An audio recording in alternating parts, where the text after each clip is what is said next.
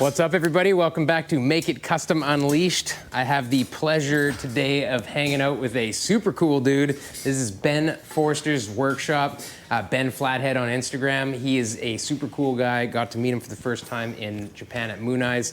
We were checking stuff out last December 2023. And I'm lucky enough that I get to stay the night at this cool place. Going for a skid, bud. This episode, I'm going to Japan. We are in Australia. We're going on a little ride tomorrow. This place is insane. A little more subtle, but very custom. I'm having fun. Me too.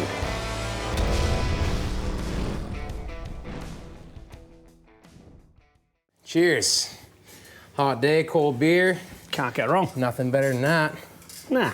I was pretty blown away when I came in here, man. Just like, you got like blowers just pretend set up on everything. Yeah. And then for real set up on a couple of things too. In the last sort of 12 months, it's really started to evolve because I used to have a polished timber ski boat as well. Oh, really? Yeah. That like mid-engine? There's a marine flathead over there that was going in it. No and way. I shouldn't have bought it. I shouldn't own a boat. I'm not a boat person, but it was cool. And I thought, how cool would it look, the gasser with a blown flathead and a blown flathead in his boat getting towed behind it. And I'm just going, it's easier to do wheelies with tongue weight. Yeah. But I went, nah. Once I got rid of the boat, I started getting organised and moving stuff around again and had a really good clean out because I think we've been in this house, we built this 20 years ago. It's just cool having all the stuff around, like in the shop, right? Like, cause you get to come in here and kind of get the vibe, right? If a workshop is like so sterile and clean, Brad Ederson, I'm talking to you. When you come into a shop that's got all the old gear and like all the little parts and pieces that like inspire you to build cool stuff, it's like a feeling when you walk in, right? Old stuff has a feeling. Yeah, it speaks to you. Growing up on a farm, I always wanted a museum. This is as close as I'm going to get. What? But everyone that walks in here, they still wander in and go, I've never seen that before. Well, it is kind of a museum of your life, right? Like, a museum that is meant for other people, you gotta, have stuff that other people are gonna like. Yeah. But this museum is like your history. It's a collection of what I like. My grandfather, my father, and my uncle restored the AJS. It's nearly 100-year-old. It's a 27 model. My uncle was looking at selling it years ago, and I rang him and I said, Jack, just name the price and send it to me. It's not leaving the family, and I'm actually going to give that one back to my cousin because she's had 2 sons. So it's going to go back over East Coast eventually because it's not like my girls are going to miss out on collecting shit. I've got enough stuff here. Yeah. You know what I mean? When I'm gone, they're going to have a big clean up anyway. So if you were to get rid of all that stuff and not put it in its rightful home, like, it would be lost in your family history too, right? Yeah. I remember Dad telling me, because coming out of the Depression and that, he had a farmer who had a motorbike and he cut a T-model Ford engine in half so it was 2 cylinders and put it into the motorbike for him. What? And made it work. They only had what was left, you know what I mean? And they made it work. My dad, my grandfather and my uncle all grew up building dairies and working for farmers and that, and they didn't pay because they didn't have the money, so they'd swap stuff and that. And then the other thing is you had to make it work. It wasn't go and buy a new one. Right. It was fix it. Never say it can't be fixed. And my own work, that's how we work now. Every farm you go to had a scrap heap, and every vehicle they've ever owned and everything is in there because they need one part off it to get something else running. Dad built his first Roadster in '67 as he was leaving high school, and he tells me, he goes, all the patch panels, he goes, we had 32 cowls and all sorts of stuff. He goes, we just took it down the tip. Threw it out once we were finished. It always blows my mind, but like, you got to think like them back in the day. It was like a 30-year-old car. Yeah, it was a nothing. It was to us like just like a Honda Civic or or just whatever. I mean, 30-year-old Honda Civics are getting money now too, which is kind of crazy. This is the thing. Like, when we were in high school, we were just like, Well, one of my daughter's friends said, "Oh, her dad, he's got an old Harley." Yeah. Okay, the ears prick up. Cool. Then I met him. It was a 1997 Evo. That's newer than mine. But you do the math. Yeah. It's over 30-year-old. Oh, way to make me Yeah, feel old, man. but that's the thing. And see, Wait a minute. It's not a... Is it over 30 years old? 20... What? Yeah, 20... Oh. Yeah. I love the simplicity of a side valve. They're a glorified Victor lawnmower. I always call them tractor motors, They you are. know? Because they kind of sound like a tractor. Yep. And they sort of like... Well, like, there wasn't much There wasn't. You evolution. didn't need to. Yeah, as soon as it was a V-twin, it was a V-twin. Yeah. You know, like the old Harleys, they're all Yep. just... Ba-bum, ba-bum, ba-bum. On Mum's side of the family, her brother, who passed away in a bike accident, raced bikes, and Dad was his sponsor. Dad was always into bikes. He had the old 45 WLAs. Like, I think at one point, he had 13 of them. And we ran out of fuel coming home, and we had to borrow money off someone to put fuel in the car to bring it all home. And he goes, it was, because they were worth nothing. My uncle, he had the AJ, and he was into English bikes. So Mum had a Guzzy, Dad had BMWs, Harleys, Guzzies. My other uncle on Mum's side, he had beautiful Ducatis, like the old round case ones. Yeah, so I grew up around bikes. Aeroplanes was the other love. I wanted to be an aeronautical engineer, but I was colourblind. Engineering on an aeroplane, you sort of don't want to go red to red, black to black, blue to bits. It doesn't really work. No. So, yeah. And I didn't like school. Hated every minute of school. We have that in common. Yeah, I used to get up in the morning and ask Mum what she was doing, because Mum milked the cows. Yeah. Dad had the business, so Dad would start milking with Mum and then go to work for the day, and I'd get up in the morning and Mum, I've got to drench 100 cattle today. Yeah. I'm staying home. So I'd stay home and help Mum instead. I just hated school. Oh, yeah. Hated every minute of it. Yeah, I was lucky in that aspect that I had a bit of a rough go in school, and so I didn't really like it. But it got me the jump into all this stuff because, you know, I didn't really like school, and I knew I liked welding and creating and that kind of stuff, and so I was able to take a welding apprenticeship during school that got me out of high school. Like 2 years early. They're like, go. Yeah, well, that's pretty much how I left. Yeah. I walked out of school on a Friday and I started work Saturday morning. Yeah. And never stopped. No way. Getting off the school bus and going to work with my grandfather and that, and we were making, like, you know, the old-fashioned slingshots.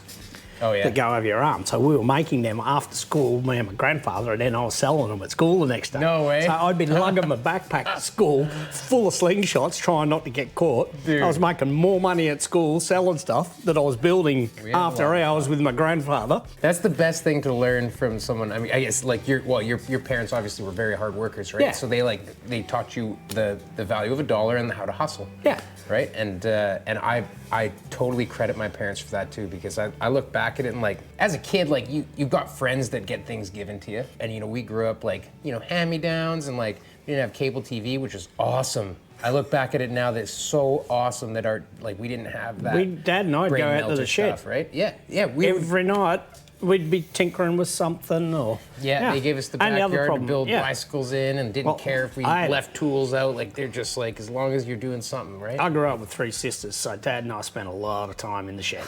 Yeah. You know, I built bikes solid for 5 years. Stopped building cars. I was doing bikes. But my grandfather was a mechanical engineer, and he raced super bikes in Japan. I didn't know that. You know, I was already into, you know, building mini bikes and tinkering and all this stuff, and I started learning stuff about my grandfather, and he sent me, like, on the day of my wedding, sent me photos of him at Fujiyama Speedway. And he's doing super bike racing with the sidecars where they're leaned over, and you got a second person, just like, the camera shot is so low that you can see, like, the space underneath the swinger. Yeah, the guy hanging off the end. You're a product of your environment. One thing I did, though, growing up, I used to mow the lawns at home on the farm, and I used to do both of my grandparents' lawns, and I always said, in life, if I ever get to a point, I'm going to pay someone to do my lawns, and my lawns here are perfect, and I have someone does them once a month. That's how you know you made it. Yeah. I always said, because I mowed lawns all year, every year. Where do you want to start? Well, this is one of the current builds, right? This is going to be a tall T gasser. Fully fended. There's a picture up. Stock Model T. Yep. Yeah. Hopefully it but doesn't as a look gasser. Yeah. So black lacquer body, fully fended. Yep. Like big wind dam. Definitely not aerodynamic at all. No. I want, going to put a cage in it, but it'll have a full timber kit. Blown flatty with 4-speed.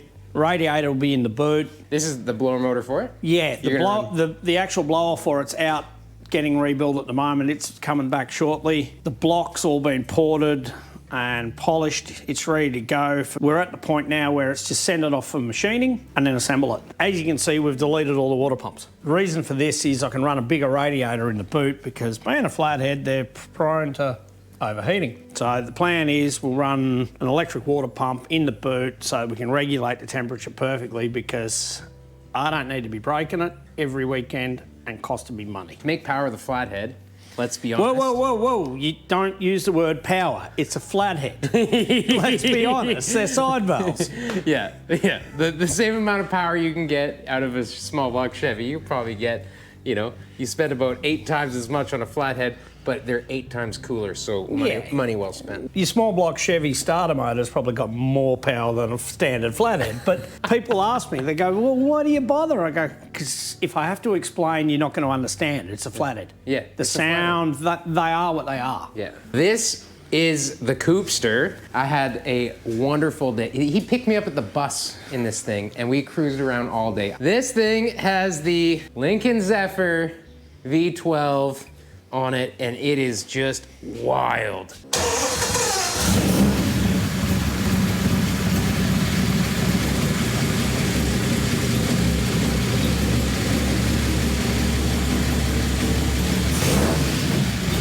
Love the sound of a V12, and it just runs so good.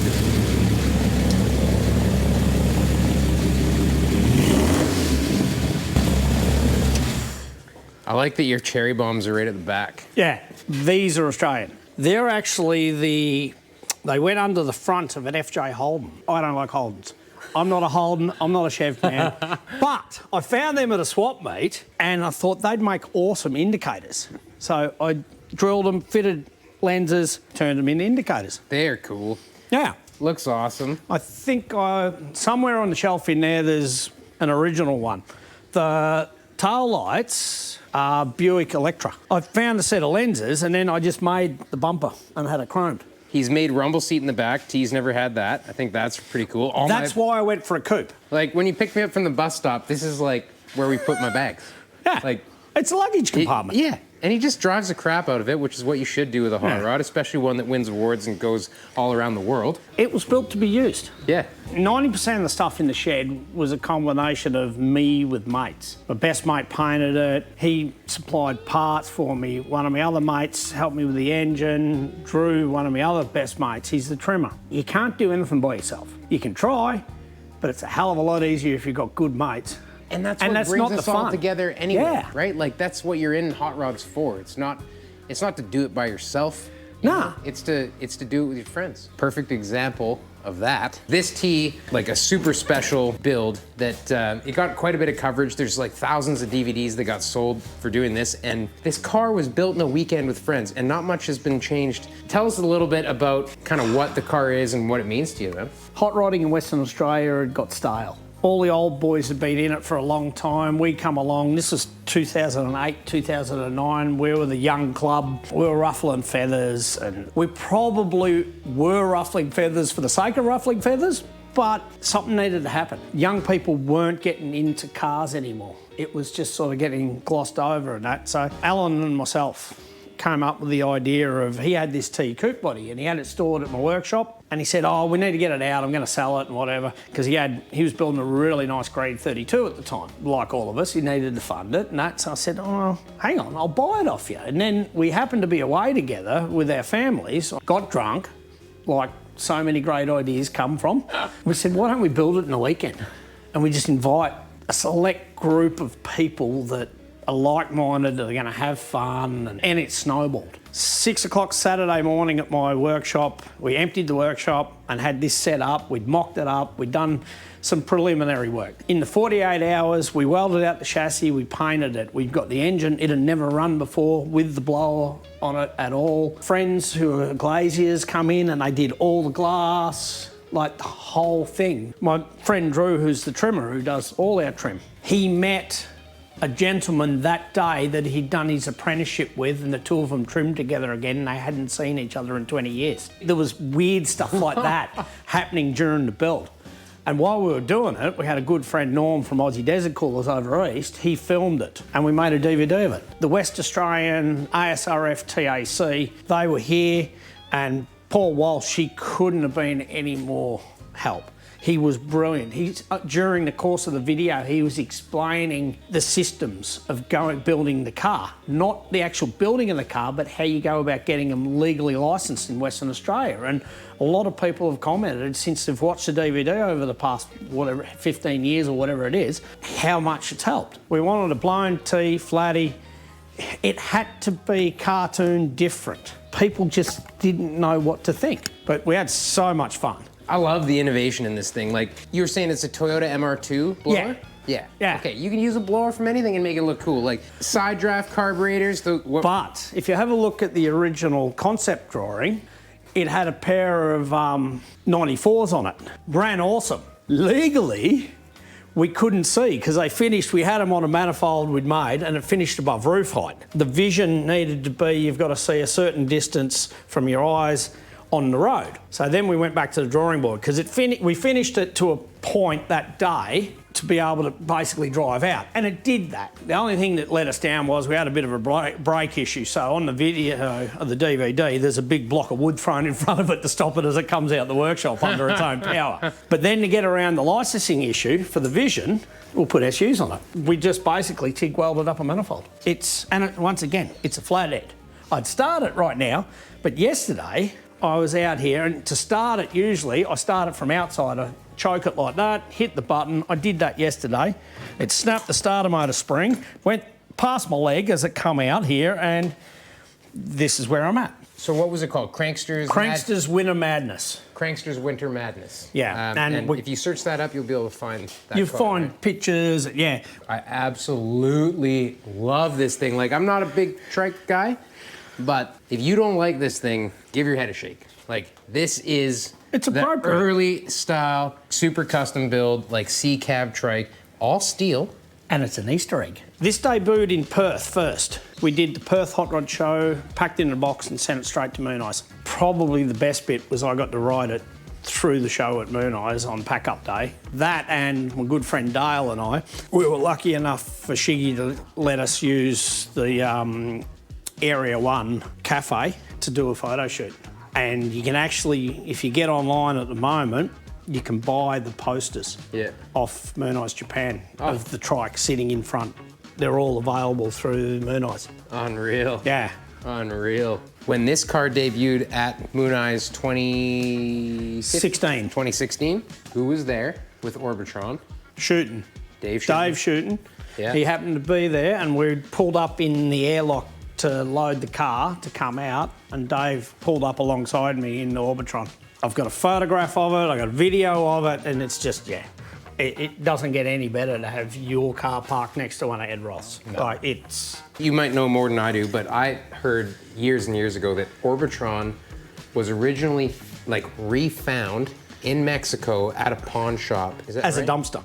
It was being used as a rubbish bin. I thought it was like had like a garden in it and dirt and stuff. It was it was parked out front. Like, how does an Ed Roth creation get to a pawn shop in Mexico where they don't give a flying F about it? And now it's back actually for real. Oh yeah. For real. Like look it up. If you don't know what Orbitron is, it is one of the wildest bubble top cars you've ever seen in your life. You talk about intergalactic custom. Yeah. If you don't know the Orbitron, you need to. Yeah. It is the ultimate. Okay, we've seen the cool cars. We went from 4 wheels to 4 wheels to 3 wheels. Let's go back to 2. Okay, pop quiz in the comments right now, no fibbing. Where are these motors from? Do you know? Nope, you definitely don't. They're an Australian-built V-twin. I think they're about 1400cc. They were built by the Howard Rotary Hoe Company. Basically an industrial engine. It's a bit like the M20 BSA motor, the single-cylinder 500s and that. Similar era. These were used mainly on rotary cultivators for market gardens and that sort of thing. They'd use them to power the rotary hose. Bronze cast cases. They're super heavy, and this one's got a Solex carb on it. That one's actually the original carb They were an updraft, bit like a Model A. This wall's just full of cool stuff. Lots of flatheads, singles, doubles. This board track racer is just deadly too, man. Like, Good friend in Melbourne, Ben at Antique Tyres, he brings all this stuff into Australia for us, and whenever I get a harebrained idea, I ring Ben. These rims were made fairly local. They were in New Zealand. There was a New Zealand company making beautiful non-beaded edge rims, and the old couple that owned it, I'm pretty sure, retired only in the last 2 years, and have sold the whole production to the Isle of Man over near England. But this is getting built as a board track racer. B model engine, 1926 Harley B model engine with an overhead valve head. So they were known as a pea shooter. And there's a gentleman over in California, Aaron, he does brilliant work, and he made the lay box for me. He races a couple of these. I think it's the Sons of Speed in the US. He races a couple himself. He's done the Cannonball on one with no gears, and I think he's currently building the Coslow heads and all that for the VLs. I sent him a message on Instagram. I said, Aaron, why is there a Coslow in Perth? And he goes, how do you know? I said, mate, we're the most isolated capital city on the planet. I said, everyone who's into old stuff knows everyone else who's into old stuff. So there's a set of Coslow heads being built here by a bloke I know in Perth, and they're going to be cool as. This I built years ago. This is my mate's nickname at the Cockroach because you can't kill it. So it's a 45 engine and frame, 45 front end. I think it's a Yamaha front wheel. It's a Honda 4 rear wheel. The fuel tank is a BSA Bantam, a little two-stroke 125. The gearbox, it's a Triumph 4-speed slick shift, but that's a trick that a lot of 45s had. I've just literally finished a chop that'll be debuting next weekend in New South. Same thing again, 45 engine, 4-speed Triumph box. It just makes them change beautifully. now I love what you did with the back fender on this thing and the tail light. Is that a Cadillac? That's an upside down Cadillac tail light. I can tell. Everyone loves that bike because it's white. White ones are just kind of like, I don't know, they just... Unicorn. Yeah, they stand out. We painted the fish scales backwards. Cool. Now you see it, though. That's cool. They're actually Why'd you do that? You just had a couple too many beers. Bingo. This guy right here was trying to get friendly with a lady. Was going to a party. Was meant to go to a party. Mum and Dad were busy, so I decided to borrow Dad's bike. I never made it to the party. I wrecked the bike. I had to sell my go-kart as a kid. I was probably 16. Wrecked myself. I was punctured lung, ribs, broken vertebrae. Dumb stuff. To work the next day. Yeah. Shouldn't have done that. Shouldn't have done that. There's a whole lot of shouldn't have done in this whole story. Shouldn't have gone to work the next day. He was bleeding from his kidneys and generational differances. Yeah. We'll just call it that. The jacket I was wearing the night it happened is hanging in the shed still. He gave me the jacket as well. Yeah. I'm still here to whinge about it, and that's the main thing. Yeah. So there's a lot to be said for wearing the right gear. He might have died if he wasn't wearing the right gear, to be honest. Yeah. I have friends that I don't have anymore. We'll call this the last hurrah on our video here, because this thing is just so cool. Gold metal flake seat, BSA, digger style, drag bike, supercharged. Like, this thing's badass. A few years ago, there was a bike show happening in Perth, and it was a biker build-off online, and you had to post photos and do this. Everyone was building either a cafe racer or a bobber or this and that. So my father and I, and he's basically been the biggest influence over the last sort of 20 years, we just dragged a heap of parts out and said, why don't we build a vintage-looking drag bike? We found an old M20 side valve BSA engine. The gearbox at the moment's missing out of it because I stole parts out of it only a week ago to finish the gearbox for the chop, and it's sort of laying in front of it. We got it running and riding, and because everyone said you can't supercharge a single, let alone a side valve single.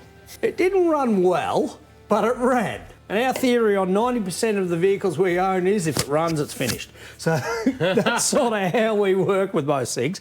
But yeah, I've actually got a video of the first test ride. We were sitting in the shed here about to let the clutch out. The whole clutch disintegrated and all the plates ran out the door, right round and nearly landed in my pool. And in the video, my father is jumping clutch plates as they're going past him. It is hilarious. And all you can hear is all my mates in the shed. It was fun. And that's all it's meant to be. Those little superchargers, you can stick them on just about anything. Yeah. Is that a 500 or 300? 500. Yeah. So you can supercharge anything, okay? Yeah. Yeah. It might not run perfect, but you can do it and you can have fun. So don't be afraid to have a little fun when you're building stuff, and not everything has to be 1000%. Like, it's meant to be fun. I think we're gonna cut it. Thank you so much, Ben. It's been a pleasure. For not only picking me up at the bus stop, but having me overnight and sending me to Rottnest Island. And go and see a quokka tomorrow. Yeah, I'm gonna go see a quokka. Look those up if you don't know what those are, because that's why I'm going. Shout out to my sister-in-law. Anyway, just so stoked to have you on the channel, and appreciate all your time. And definitely follow Ben Flathead on Instagram. You'll see all kinds of crazy stuff that he's up to. And we'll catch you next time on Make It Custom Unleashed. Subscribe if you want more of this cool stuff. So thanks for that. Till next time.